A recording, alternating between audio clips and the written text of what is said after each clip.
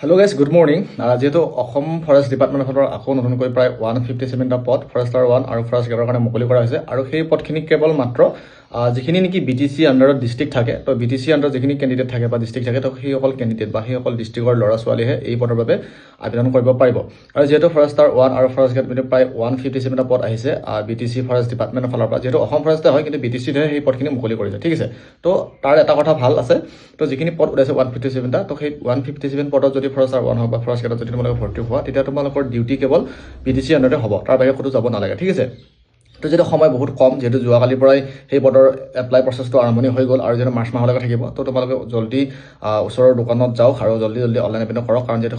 সময় বহুত সীমিত হয় পোষ্ট যিহেতু বহুত কম কেণ্ডিডেট বহুত হয় চ' সেইবাবে জল্দি আবেদন কৰক আৰু এতিয়াৰ পৰা প্ৰেক্টিছৰ কাৰণে তোমালোকে সাজু হওক ঠিক আছে তো এইটো এটা বহুত ভাল খবৰ BTC ল'ৰা ছোৱালীসকলৰ পৰা যিহেতু বেছি দিন হোৱা নাই BTCত যিহেতু ফৰেষ্টৰ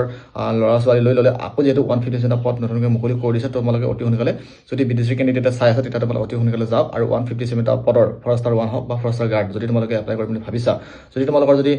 গ্ৰেজুৱেশ্যন যদি কমপ্লিট কৰিছে এনি ষ্টেমৰ পৰা তোমালোকে ফৰেষ্টাৰ 1 এপ্লাই কৰিব পাৰিবা আৰু যদি HS